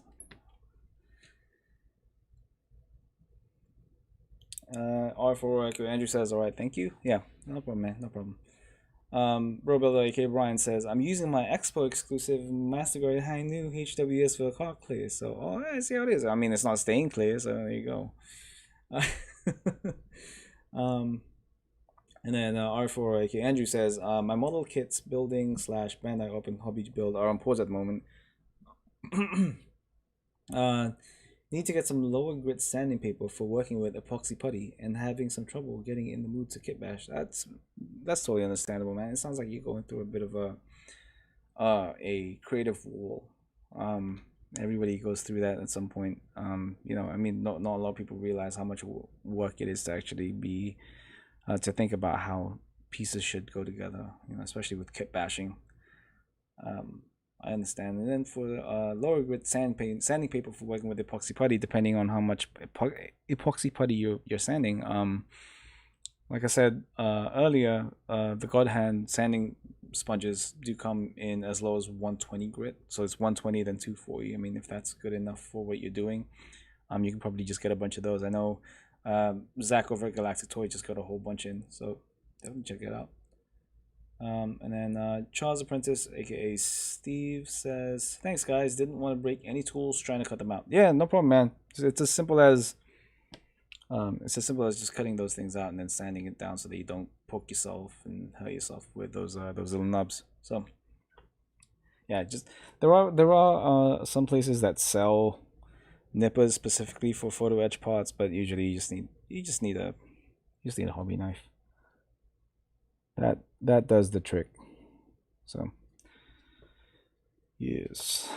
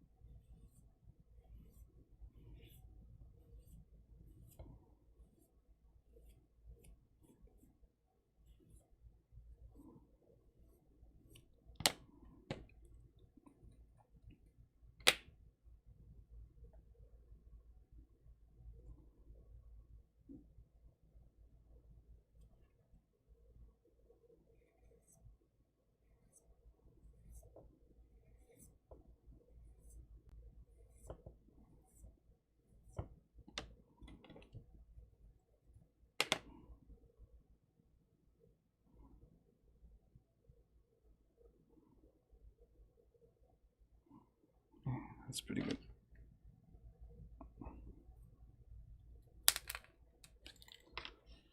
Alright. Now here's one with some very bad like a very bad pull from the casting right here. So this is themed like a little bit extra something when it came out of the mold. So let's go ahead and use some 400 sanding sponge. This is the 3mm sanding sponge here because I need this to curve based on the piece. I don't want to be reshaping this piece accidentally, so it needs to follow the curvature.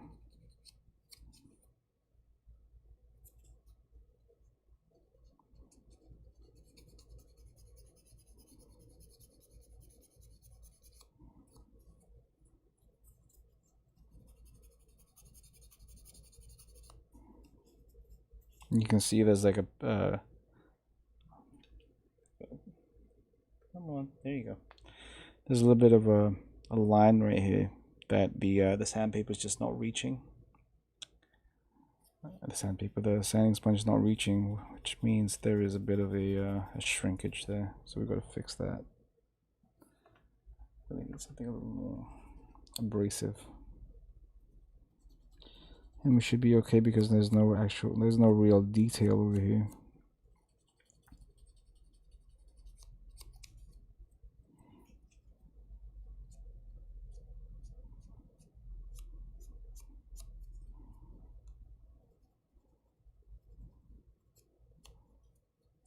And again, I'm not applying like a ton of pressure to this piece. Again, I'm not looking to reshape it. I'm just trying to remove the surface. So, yeah.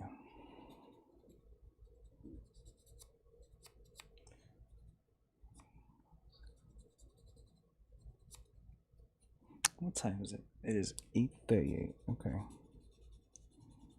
Still got a decent chunk of time.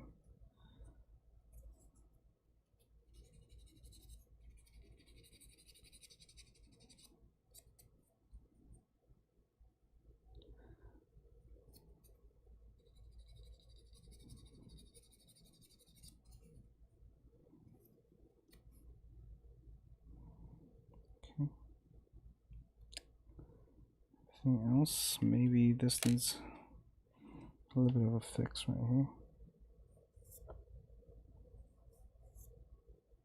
Let's make that a little cleaner.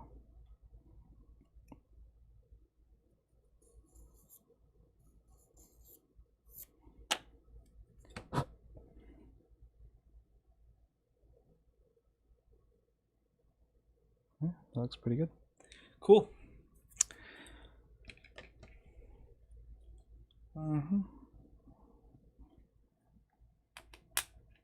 right. So we are just getting through these.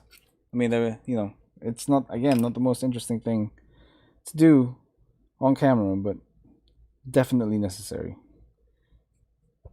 Definitely necessary.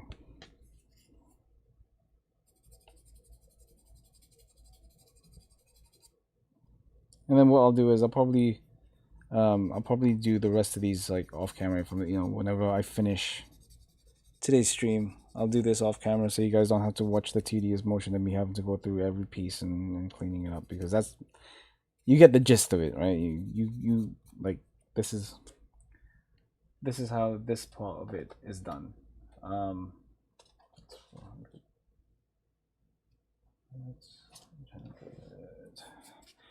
You guys get the gist of it, so.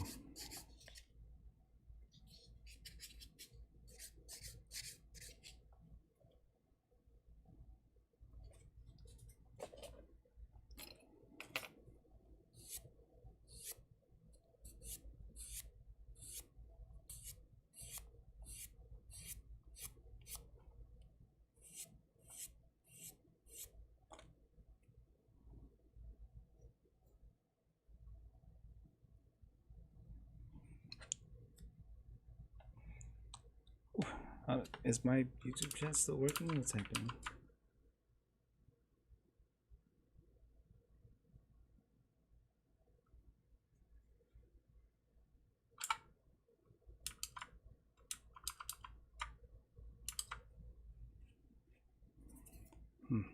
Something is... There you go.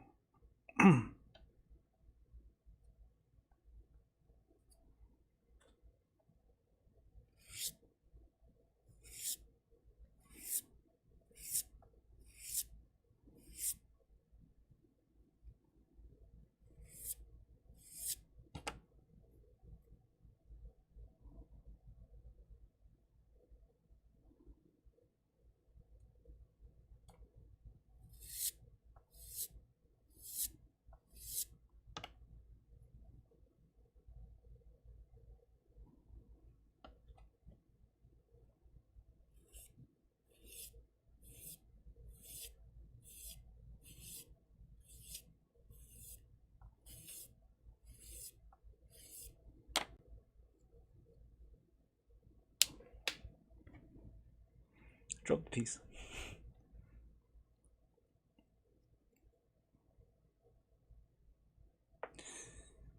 Zach Light says people are being quiet. I think probably. I mean, I'm being pretty quiet myself. This is a pretty tedious step. I mean, a lot of it honestly is going to be pretty tedious, and you know, that is something I'm gonna admit right now. Like in terms of like, you know, is this interesting? No, but it's necessary. So you know, it is what it is, and I do apologize, but I want to make sure you guys see what it is I do want to make these things. So.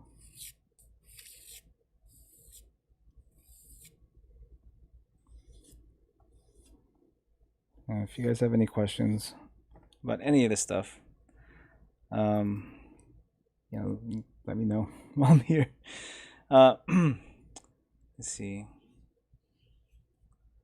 Charles Apprentice Steven says, Chris, can't wait for my shirt and hat. The power of resin will flow through me once I'm wearing them. Yeah, man. I mean, if it works for you, sure. No, but seriously, thank you, man. I appreciate the support. Now it does say that due to the current situation going on, they're still not running at full capacity. So there's going to be a slight delay in t-shirts. I know. Oops, I'm just knocking everything over right now. I know Frankie RG, he ordered a t-shirt as well, and that's taking its sweet time to get to him. So there is going to be a slight delay in orders and stuff like that, which I do apologize for, but it's something that we have no control over. And then RF Aurora Andrew says, looking for a melamine edging for a display shelf. What is melamine edging? What is a melamine edging? Is that that tool? The kind of it's an angled like table saw, or am I thinking of something else? I think I'm just thinking of a table saw with an angle. Also, I'm not stream at all when I'm sanding. There we go.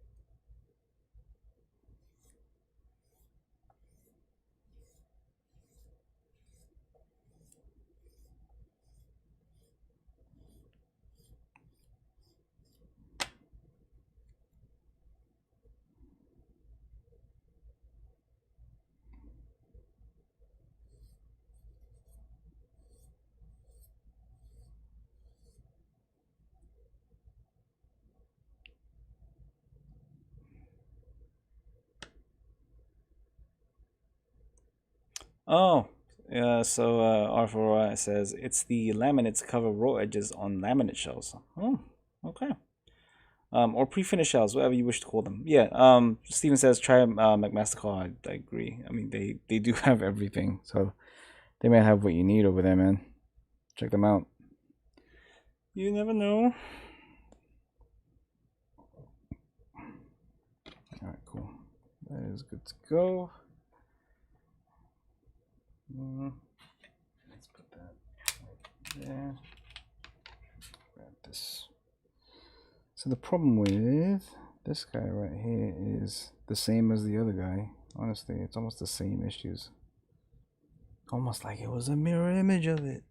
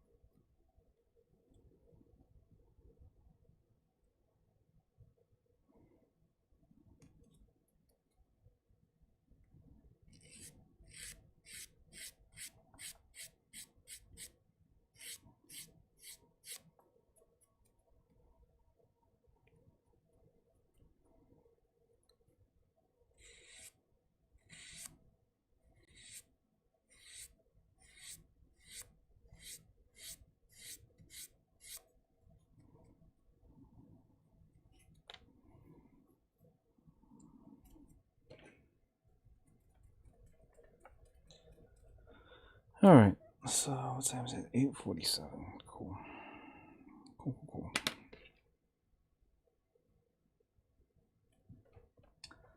There's another piece done. I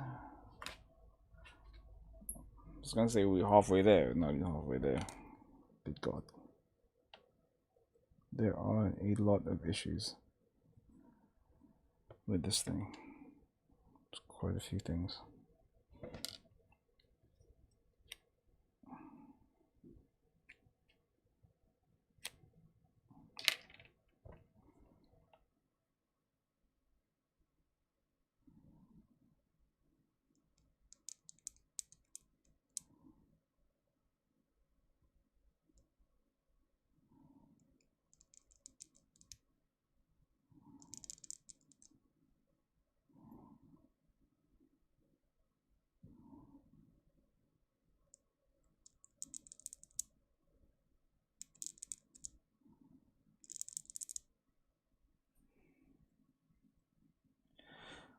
Steven says, how's the Raphael resin print coming along? I don't know if you saw, dude, but I did show it a little earlier. There's that guy. When Hanjin was talking about using ZEP 505 to clean up resin prints. Oh, well, he was talking about oven cleaner. But here it is. There's actually a little bit of dust on him. Let's just get rid of that. Oh no, his head. No, we're good. Yeah, it's so obviously I still haven't applied the front pockets over here. So the way I printed this at 50% scale just because my other glue Mars, the print bed is too small for it at 100%. So this is at half scale, and while it looks great, I think I can print it at a slightly larger scale. So I'm just waiting for some more resin to come in for me to do that. So I might be able to bump it up another 25%. And that I think that would look really cool. But otherwise, yeah, I mean this thing is sick. Yeah. Jay Sosa. I'm not gonna say his first name because I'm gonna butcher it. Jay Sosa was the guy that designed this thing, and yeah, man, he did such an amazing job. I'm gonna try to print more of these off. Send over to a couple of people, and yeah, I think can't wait to see what they do with some of the with this design. I know a lot of people are planning on hand painting them. I'm probably gonna hand paint this guy too myself. I think it looks sick. But yeah, there you go. That's kind of the update on it. Meaning there's not much of an update on it. Sorry. There you go. So let's put that back there. Oh no. Okay, good.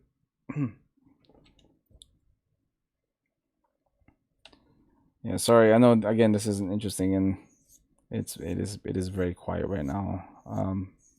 But let's see what can I talk about apart from the show. I'm not sure.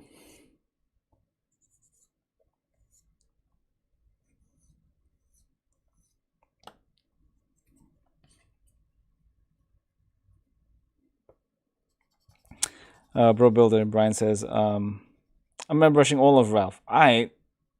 You airbrush all of Ralph. I will not. Charles the Princess, Steven says, I feel a Ralph paint off coming on once you take my monies. So here's the thing. When I spoke to the artist, the designer who did this, I told him, hey, I have a couple of guys that want me to print this for them. Is it cool if I print them? He gave me the okay. He gave me his blessing as long as I don't make a profit off of it. So I'm not making a profit of it. The only thing I ask you guys to pay for is the resin itself. Because I do need to buy resin to print these things off. Yeah, that's the only thing.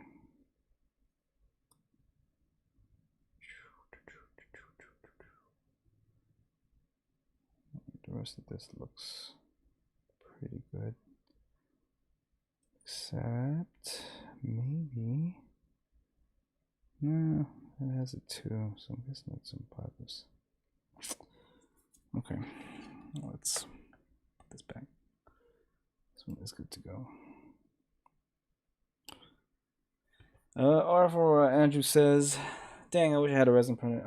Dude, get one. I mean, they are very like they're genuinely affordable right now. You can get an Elegoo Moss for just a little over $200. You know, resin itself is pretty. I mean, it's probably the most expensive thing you'll buy, and they range from anywhere from $30 to $50 respectively. I mean, that was a really good time to get yourself an entry level one. You know, the advances in not only the technology but you know the way people are understanding resin 3D printers with their designs and stuff is great. I mean, I don't know if you guys can see it, but right there, just behind the Woundwort leg, is that Gundam head bust. I'm still kind of working on. It's kind of in pieces right now, but you know, sanding all this off. You can see like there's a line right there. That's me drawing panel lines on this thing to see where I can add detail. Yeah, it's you know, it's coming along. I might print this again because this was like my second print ever, and I went all in. I'm all in. Let's just do this. Let's just do this now. And you know, I learned a lot from this thing, and I think I might print this again and give this another shot. So yeah, this is cool. Put that back there. Boop.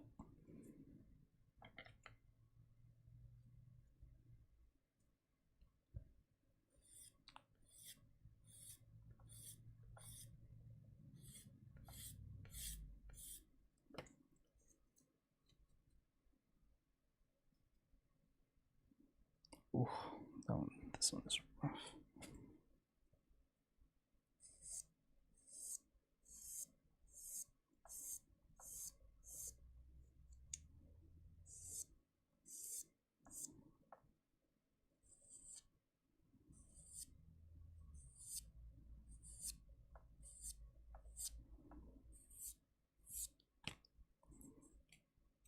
This one's got some bad inconsistencies on the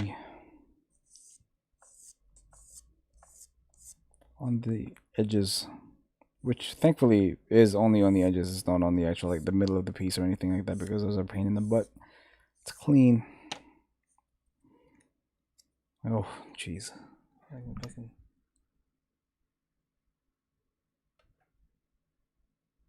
you go. So if I can point this out to you guys, you can see like how rough like this piece over here is. That is not how it should be. So we just have to clean that up. And this guy will be good to go. And this is probably the last piece I'll work on tonight.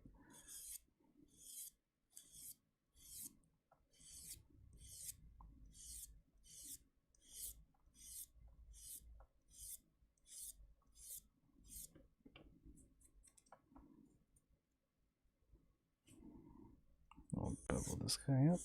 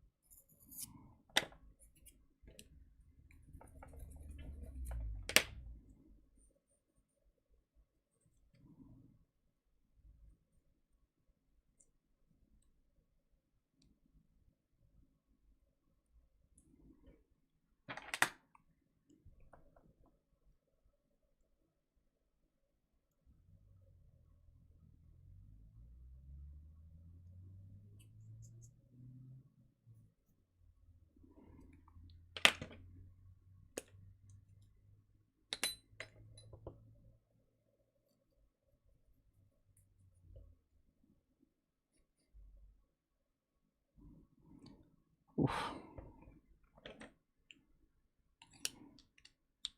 Chose a good part to be the lost part. My god, this thing has some...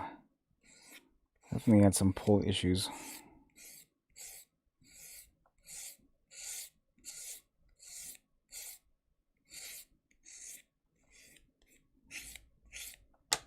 Just all over the place. Julio, you are in for a treat.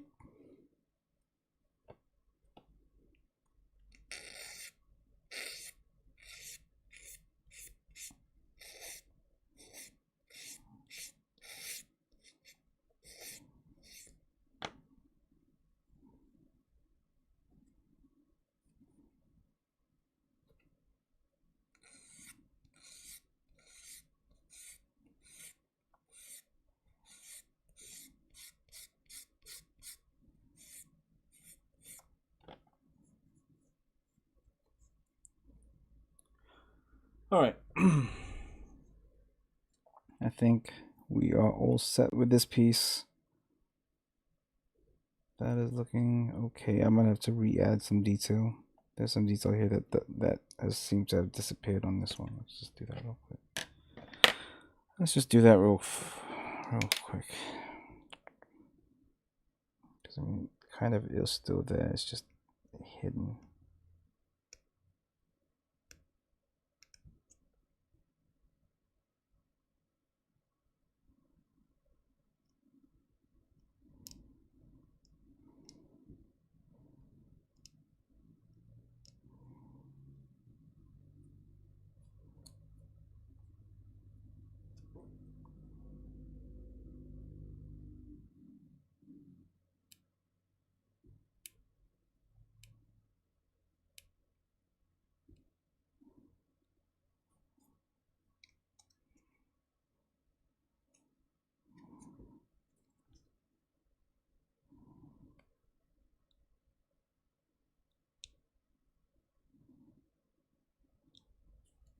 There we go. All right. Might as well deepen this guy up.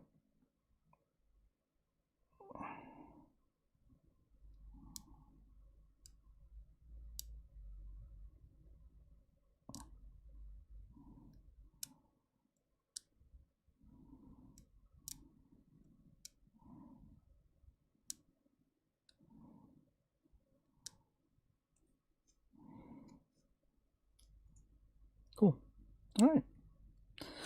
All set. So we got that detail right there, and that detail right there. Cool. Cool. All right.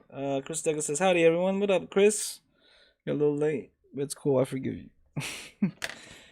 Actually, you know what? All right. With that, guys, it is 9 o'clock. I am going to call it a night. Let me just put this back on the sprue on my my.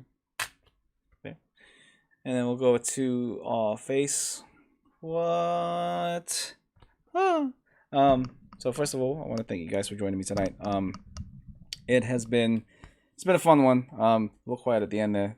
Do apologize. I'm just trying to get as much of this done as possible so I can move on to the next step. But however, we do have to be, the devil is in the details with anything you build. Sometimes it'll be tedious, sometimes it will be, mind-numbingly boring, but it all adds up. It all adds up. Like, you just have to keep, thinking to yourself that it all adds up in the end. So when you have your final build standing right in front of you on your table, and you go, those little things that I did, the things I noticed didn't look quite as good, that I fixed, it adds up. Absolutely adds up. And just we'll get to some more interesting stuff. Like, eventually we'll finally get to painting this thing. We'll finally get to adding some color to this thing, based detail coloring and decals and masking, and I'll show you guys how to mask, and finally adding some photo etch pods, because Zach was kind enough. Zach from Galactic Toys was kind enough to send over you know, the Photo-etch pots for the new. So I'll show you guys how I apply Photo-etch pots. You know, I'll show you guys how to do those without having to initially put, you know, without how to paint those, right? And then applying those after you've painted everything, because that is the easier way to do things. But yeah, I think with that being said, thank you guys for watching tonight. I will be announcing when the next Critical Builds episode will be. You know, the submissions are still open now. I do have to clarify one thing. If we go over a certain amount of submissions, we may have to carry some of those submissions over to the next episode, just because, you know, we want to keep everything nice and tight, probably within the 3-hour mark. So you know, if we get too many submissions, we might have to carry it over to the next episode. And yeah, with that being said, again, I keep thanking you guys for watching, but yeah, thank you. I'll catch you guys next week. Keep an eye out on the Instagram stories. Keep submitting builds, please. You know, whether or not they're finished, it doesn't matter. Whether you know, whether or not they're Gunpla, it doesn't matter. Submit. You know, catch me every Saturday here building this thing for you guys. You can also catch me on Mechanisms on every Friday now. We are back to an every other week format. I also hang out with some of the coolest dudes in the hobby. Brian Bro Builder, Julio, Clippin' Nubs, Z, Gunpla Ronin, and sometimes Kyle, coolest Gunpla Builder, over on Brian's channel, Bro Builder, every Tuesday. And he also streams every Thursday. And then you know, you got Julio, Mr. Clippin' Nubs, on every Wednesday for Work Palette Wednesdays. And then sometimes he'll stream at random times. I don't know when. I can't advertise that for you, Julio. You gotta be more specific. Like, you gotta be putting on schedule. But yeah, with that, guys, thank you for joining me, and I will see you guys hopefully next week. All right, take it easy.